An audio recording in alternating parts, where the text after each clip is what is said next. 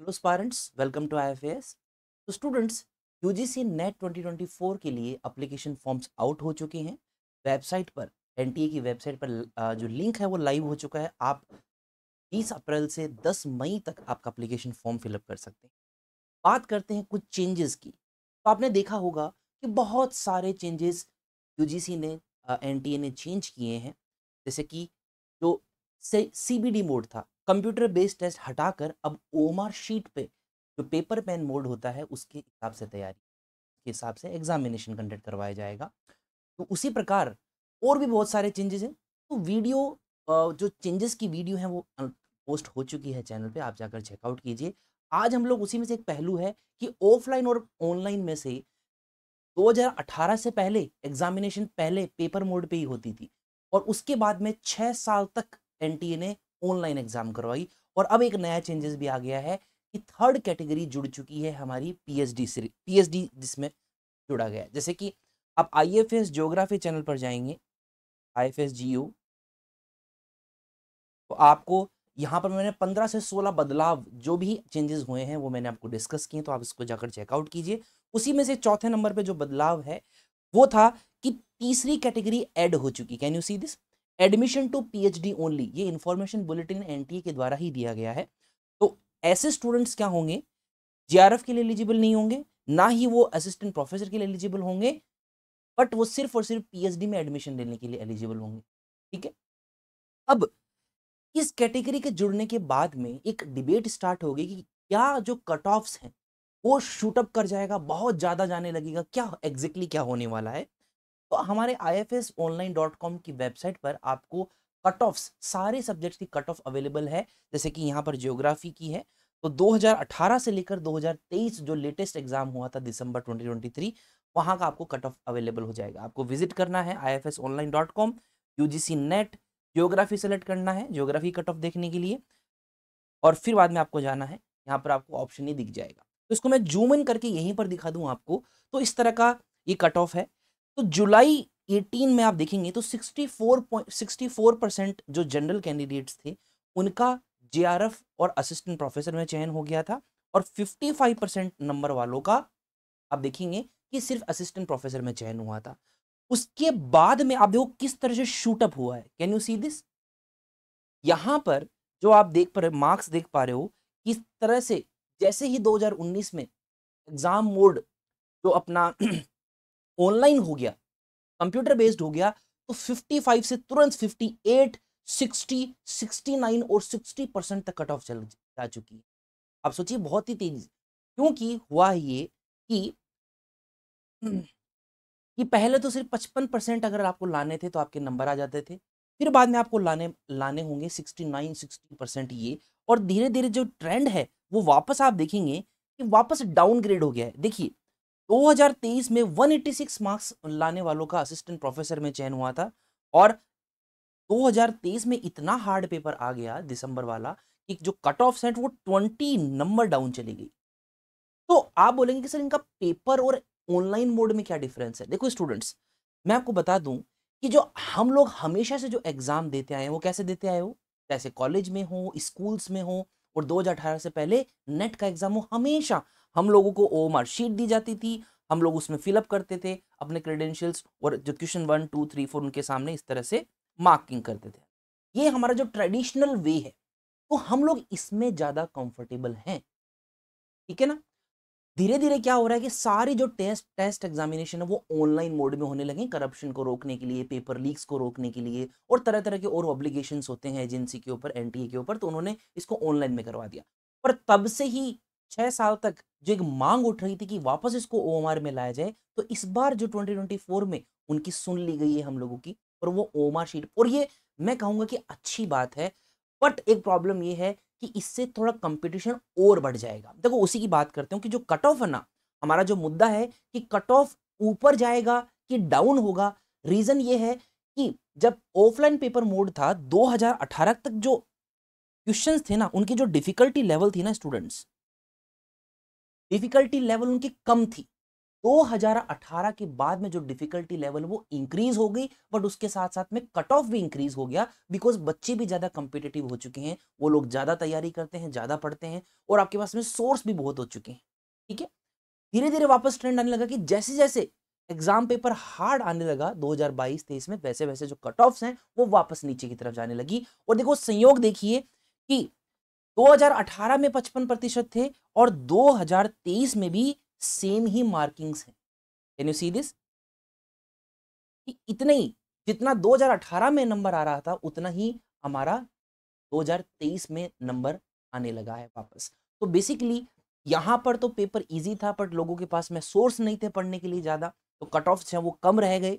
और उसी के प्रकार अब जो है सोर्स ज़्यादा है, कंपटीशन ज़्यादा इंक्रीज हो चुका है, तो उस तरह से कट ऑफ अपना डाउन जा रहा है। बट 2024 जो जून का एग्जाम होगा उसमें मैं ये मानता हूँ कि जो कट ऑफ है वो हाइयर साइड में रहेगा। उसके रीजन है कुछ। अगर जैसे ऑनलाइन की मैं बात करूं तो पेपर 1 में रीडिंग कंप्रहेंशन होता है, इतना बड़ा बड़ा पैराग्राफ होता है, उसको उसको पढ़ते हैं, फिर क्वेश्चन देखते हैं, फिर बैठते हैं, फिर क्वेश्चन देखते हैं। तो जो स्क्रोलिंग की प्रॉब्लम थी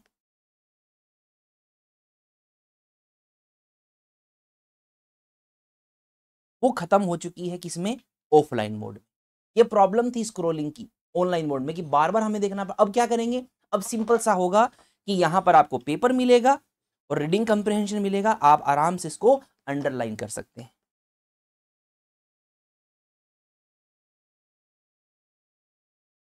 ठीक है, आराम से इसको आप अंडरलाइन कर सकते हैं, हाईलाइट कर सकते हैं, और उस तरह से इस क्वेश्चन को सॉल्व कर सकते हैं। तो रीडिंग कंप्रहेंशन का पांच पांच क्वेश्चन आते हैं रीडिंग कंप्रहेंशन पेपर 1 के लिए। तो आप सोचिए, अब चांस ज्यादा हो गए हैं कि लोगों के वो जो पर्टिकुलर रीडिंग कंप्रहेंशन वाले जो क्वेश्चन है वो सही होंगे, ये ज्यादा चांस हो गए।